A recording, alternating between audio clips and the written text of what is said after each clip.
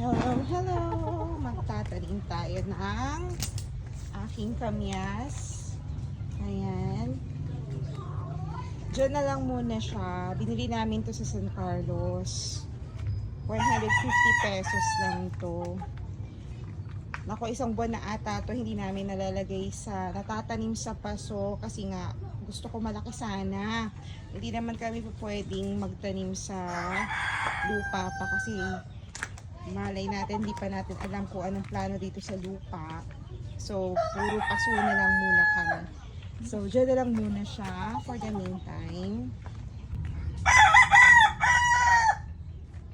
Lagyan natin ng lupa para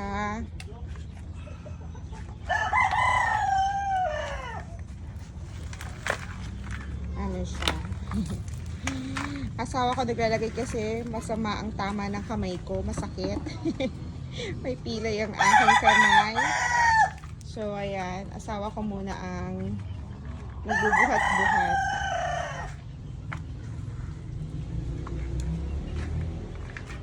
Ayan na. So puno na yung lupa niya, pwede na yan. At ay! Nalaglag ako sa putik. So dyan na muna siya. Mabuhay ka ha.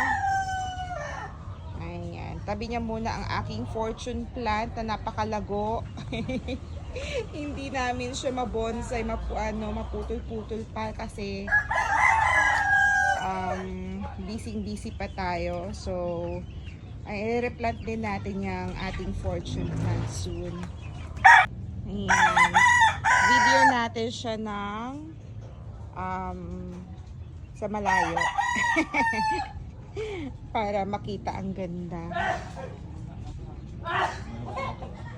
Oo nga, nanong ako kanina sa putik eh, maputik.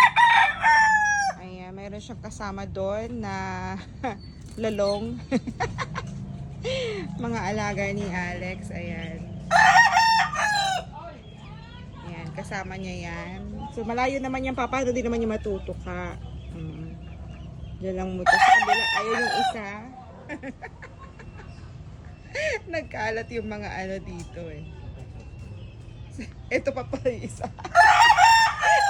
Ang dami nila. Tapos ayun yung mga iba. So, ayan.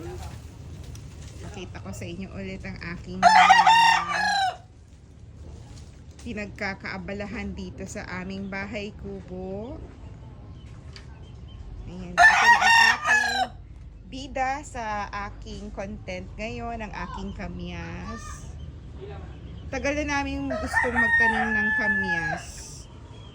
Kaya lang yun nga, kasi hindi namin pwede irekta muna sa lupa. At baka kasi hindi pa namin alam kung anong plano dito, paano pagpatayo ng bahay man or ano man. Kaya puro na lang muna sa paso sila. So, thank you for watching my video. Please, paki-like naman po, paki-watch ng konti, at mag-comment down below. Thank you, thank you. God bless.